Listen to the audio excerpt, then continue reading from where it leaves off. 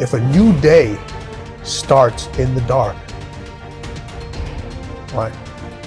Why are you afraid to use your dark side for your new beginnings? When you're working on a business or in life, things will always go wrong. That's the human condition. Look, we've all been quitters. Everyone. Nobody's journey is seamless or smooth. We all stumble. We all have setbacks. The question is not if some of these things will happen to you. They will. The question is, what do we do next? The only way that you're going to be able to push past the mountain of obstacles that is going to try to stop you is to have maniacal focus, to know exactly what you want, to have clarity of purpose, to have a crystal clear vision in your mind of what you're trying to accomplish, something that you could tell anybody in a single sentence. When you have that and you stare at it all day and you think about exactly how you're going to make it happen and you tie your identity to it, then you've got a chance. When you face a challenge, remember this: you have nothing to lose. Stand up, go forward, go out in a blaze of glory, fighting with everything you've got, every ounce of energy, every bead of sweat, every drop of blood until your last breath. Winning is not about the trophy and the accolades. It's about the grind. It's about the obstacles. It's about the challenges. It's about the pain that you endure along the way. My glory, it happens in the darkness of the early morning, in solitude, where I try, and I try, and I try again, with everything I have to be the best that I can possibly be, better than I was yesterday. Better than people thought I could be, better than I thought I could be. Then claim one victory that no one can ever take away from me, ever. And a victory that is earned every single day. A victory of determination and will and discipline. A victory achieved because I will not stop. How you do anything is how you do everything. It's those little things, the little decisions that you make every single day, as small as it seems, that create an environment in your head of what it is you're becoming. Are you a finisher, a quitter? What are you? How you do anything is how you do everything.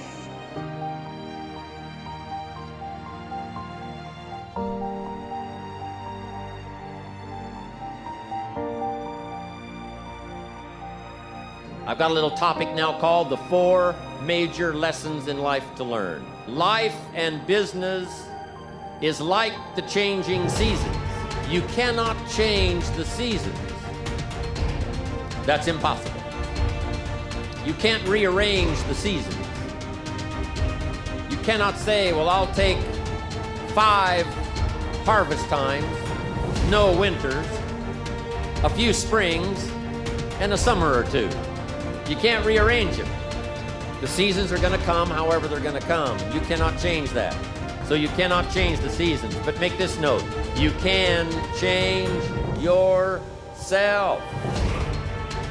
And by the way, only human beings have this extraordinary ability to make dramatic changes in their life. All other life forms except human beings are driven by instinct and the genetic code. In America, the goose can only fly south in the winter. And why does the goose have to fly south in the winter in America? Because he's a goose. He can't fly any other direction. But that's not true with human beings. Human beings can go north, they can go south, they can go east, they can go west. Human beings can live one way for 5 years and then tear up that script and live a totally different way the next 5 years. Humans can do that. I'm asking you to utilize your power as a human being and change your life to whatever degree you want it changed. If you want your income to change, I'm telling you it's within your power. You're not a tree, you don't have to stay. You're not a goose, you don't have to fly south.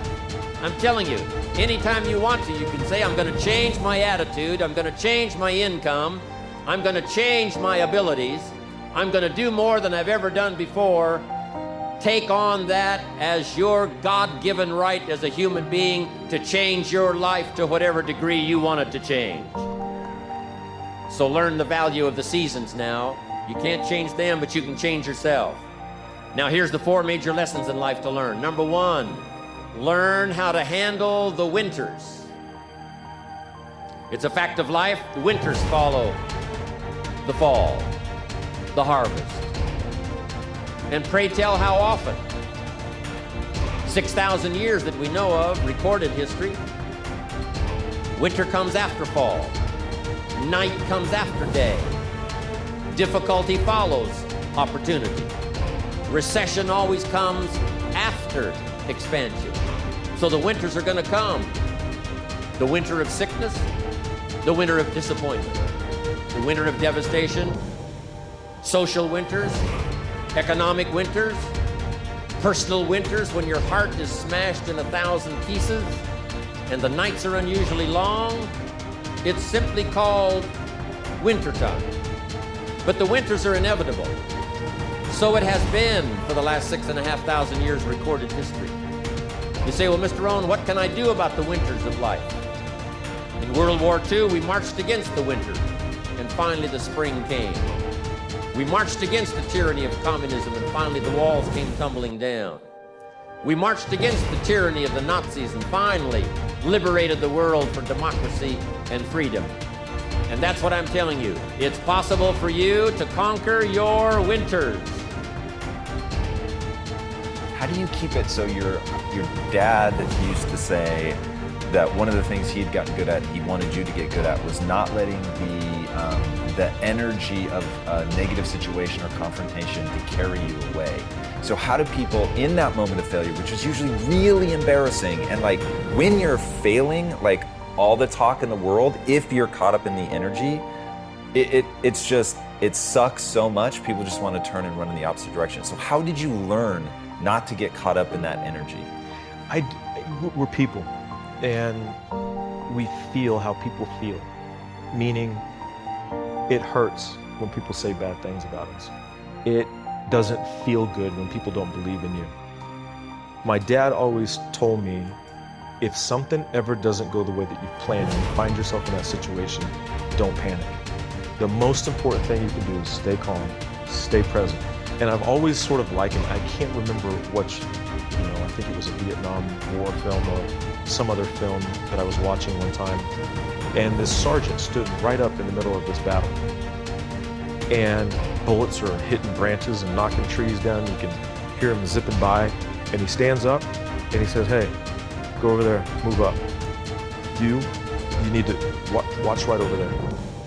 And the presence amidst all the chaos and destruction and calamity was what saved all of their lives. And I think that presence of mind and that being able to be calm, that you've laid a plan out, you've done what you've done that got you to this point. If something comes up that you didn't expect or that you didn't know was going to come, your plan's not bad. It got you to where you are. Right now you have to deal with what's in front of you. That doesn't mean run away. It doesn't mean stop and don't do anything. It means deal with it. Deal with what's in front of you, move through it, move around it, move over it, move under it, but keep moving forward. Rectify the situation, regroup, and go. Because your legacy is every life you've touched. And that shifted the way I saw legacy or what you leave behind or what you do. Because Maya was explaining to me that, over all the years of watching your show, everybody who decided that they were going to go back to school or lose weight or no longer hit their children or get out of a bad marriage, all of those people who have seen and experienced your voice. And the same thing with everybody here. You have no idea what your legacy will be. Your legacy is every life that you've touched. And we like to think of it, I know you have done amazing things with your philanthropy. We like to think that these great philanthropic moments are the ones that leave the impact or will make the huge difference in the world. But it's really what you do every day. It's how you use your life to be a light to somebody else's, you know, and it's how you use your work as an expression of your own art, whatever that is.